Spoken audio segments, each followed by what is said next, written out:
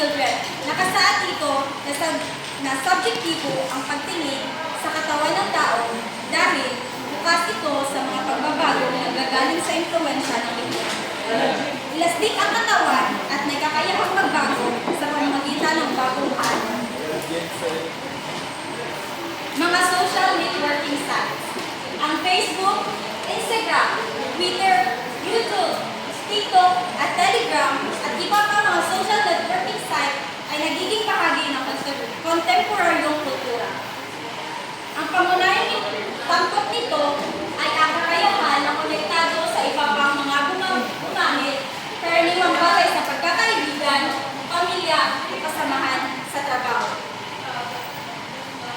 Ang mga ito rin ay magandang paraan upang makilala ang mga bagong tao. Ngunit, may mga pag-alala rin tungkol sa posibilidad na mapasok ng mga hindi kilalang tao ang kanilang mga koneksyon. Kaya, gamitin natin ito sa maayos at magandang paraan.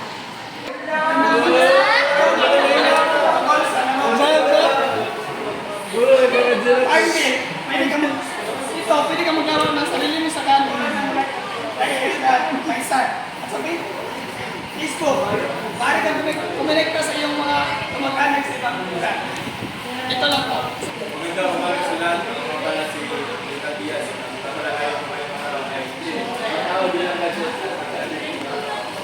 Hinilingin sa ating kaalaman na ang mga kapayat ng Apple, Samsung, Microsoft, mga ay paulit o naging kapangyarihan. Dahil kung ba, bigyan sila ng mga produkto na naging popular dahil sa distribution nito na makadali at mabilis na komunikasyon. Dahil sa panahon natin rin, ang pangunahin natin ginagamit sa ating komunikasyon ay ang internet. Ang isang halimbawa nito ay ang iPhone. Isang popular na gadget ng maraming tao ang mabili o makuha ito. Meron pa ang ibang tao ay gusto ibenta ang kanilang mga katay para makuha ang iPhone.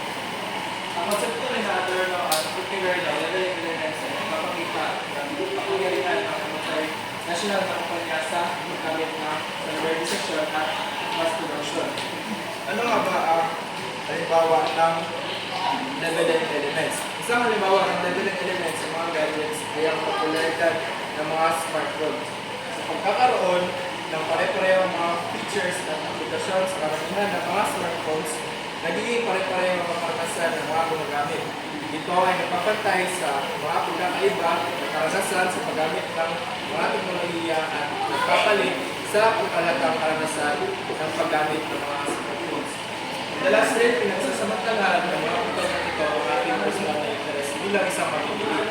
Dahil ang mga kumpanya ito ay wala silang pakialam kung saan nagaling ating pera, kung saan natin tinulot o ginawa ang ating pera ang pabili ng kanilang produkto. Kanilang tanging halin ay makabenta o mabenta ang kanilang produkto. Kaya, mahalaga ang pag-unawa sa papel ng mga multinational na kumpanya sa popular na kultura, lalo na sa usaping pera. Sa pamamagitan ng pag-unawa sa kung paano nila binibigyang diin ang kanilang mga produkto at kung paano nila pinaposisyon ang kanilang sarili sa kultura. Mas magiging mapanuri tayo sa ating mga desisyon na tungkol sa pinansyal o sa pera. Isa pa, ang papalaga natin ang tiwala sa sarili ay magawa o makakuha natin sa pamamagitan ng pagkakahulog ng lokal na negosyo at industriya kaysa sa patuloy natin pagpapili sa mga dayuwang kumpanya. Yun lang ba ang salamat.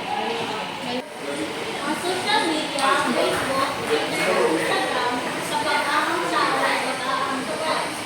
Sa isinagawang aral nito, Paraima 2019 tungkol sa tuyong-tuyong sa ang pagkakatisaw ng isang tuyo sa lupa o sa lugar na natuklasan ang mga kaunahing mukha ng mamimili at negosyante.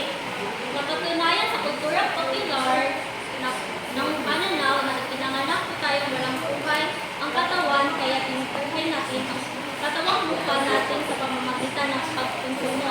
Bawal ito ay ang pagtrabaho.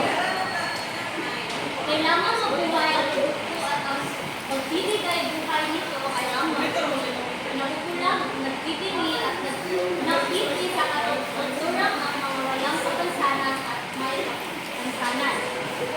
Sa madaling salita, ang self-turismo ang siyang panglaban sa pakikipaglamoy at paghihingas sa paggamit ng pera at iba pa. Magandang araw, ako pala si Chara Mika at pagtuloy ko ang pag-learn. So, ang pagkatayo sa kulturang popular. So, ang pagkatayo sa kulturang popular ay maaaring magdulot ng labis na konsumerismo at paniwala na ang halaga ng isang tao ay nakasalalay sa material ng bagay at brand. So, ang paliwanag sa metapora ng isla na nagiging tuyo ay nagpapakita ng proseso kung saan nawawala ng habitabilidad at buhay ng isang bagay kapag ito ay nawala ng kanyang natural na kalagayan o konteksto. Kapag ang isla ay ginawang tuyo, nagkakaroon ito ng bagong anyo at buwan. Ngunit ito ay depende sa pagkakaroon ng tamang mga sangkap o pagamitan. Gayun din, ang sanggol na kanyang pagkatuyo ay hindi batay sa natural na paghinga kundi ang kagamitan at produkto ng kulturang popular. So, ang sanggol ay tuyo sa konsepto ng kapitalismo at halaga ng mga produkto na bibigay sa iyo. Dahil hindi pa siya nakakapagpasya kung ano ang gusto niya at itinutok ng mga negosyante ang kanilang mga produkto upang itanim ang pagmamahal sa kulturang popular sa market. So nag-invento sila Barbie dolls para sa ilaw. Particular sila mga wala kung sa kulturang popular. So, ang pagkakaroon ng Barbie dolls at iba pang laruan na nagpapakita ng idealisadong imahe ay nagtutulak sa mga bata na magpatakbo ng kanilang pagpapakatao sa produkto nito. So, maaari humatong sa hindi kinakailangang pagkonsumo at pagpapakopya ng kultura ng consumerismo. So, ang tuyo na kasukan, ito ay resulta ng patuloy na pagiging pasibong consumer na kung saan ang tao ay nawawala ng sariling identidad at halaga ng pagtatangkilik sa kulturang popular. Subalit, hindi nila napapansin ang pagiging tuyo ay hindi nakadepende sa mga kagamitan. Subalit, may isang aspeto ng pagiging tuyo. Ito ay hindi nabigyan ng pansin ng mga tao.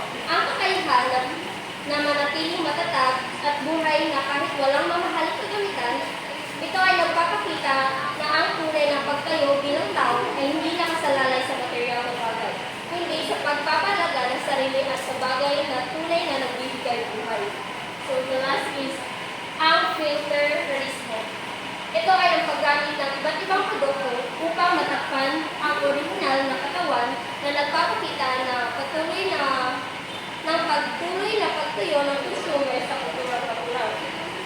So, maaaring ring filter ang makeup at ang labis na pagsuot ng mamahaling damit upang matakpan ang kanilang mukha, ang katawang mukha at ang orihinal na itsura ng mukha kahit tapos sa pagbiling. Ibig sabihin, lalong lumalalim ang kanilang pagmamahal sa mga produkto. Tuyong-tuyo siya sa kabila ng kanilang paggamit ng iba't ibang produkto upang matakpan ang pagkakaroon